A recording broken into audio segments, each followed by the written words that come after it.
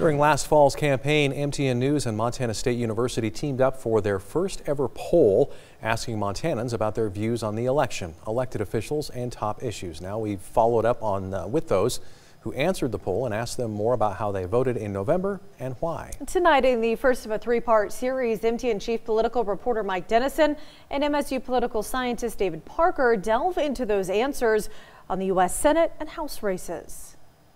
In the high-profile U.S. Senate race won by Democrat Jon Tester, we had President Donald Trump visit the state 4 times, attempting to boost Republican turnout for challenger Matt Rosendale. Our poll showed that, for the most part, the partisan voters came home. 99% of those identifying as Democrats went for Tester, and 91% of Republicans stuck with Rosendale. But Tester won the independents by 61 to 34%, a significant edge. We also asked voters whether their choice was influenced by President Trump or the divisive hearings on Supreme Court nominee Brett Kavanaugh. 45% said their choice was not related to Trump. 30% said they voted to support the president, and 24% said it was a vote against the president. On the Kavanaugh hearing, 60% said it factored into their vote. Of those, 58% said they voted for Rosendale, but 40% said they chose Tester. But there's more to this Kavanaugh effect, yes? Yeah, absolutely. If you thought the hearings were important and they mattered to you, you voted for Matt Rosendale, and if you didn't, then you voted for Jon Tester. But here's the nuance. What happened is that more Republicans it mattered, so they came home.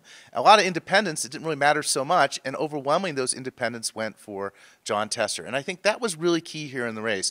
The Kavanaugh hearings had an effect to get Matt Rosendale's base back in line where he needed to be. The problem is you can't win on base alone in Montana, and Jon Tester won with an overwhelming advantage among independents. So now let's take a look at some of the results in the House race. Here we also had a very partisan breakdown. 99% of Democrats went for Democratic challenger Kathleen Williams, and 95% of Republicans chose GOP Congressman Greg Gianforte, who won the race by 5 percentage points. Williams won independents, but by a lesser margin than Tester, 53 to 43%. We also asked if Gianforte's assault of a reporter on the eve of his first election in 2017 influenced voters. 56% said not much or not at all, and they mostly voted for Gianforte. 73% of Republicans said it didn't influence their vote at all, and 83% of Democrats said it did. But we also had a Trump effect in this race, didn't we?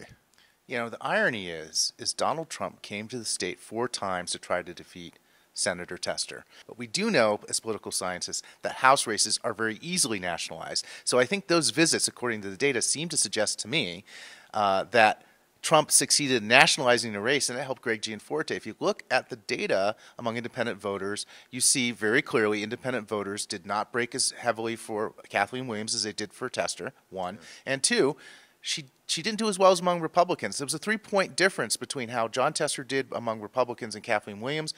And between the loss of those independent voters, some of whom approve of the job that Jon Tester's doing, probably led to her defeat.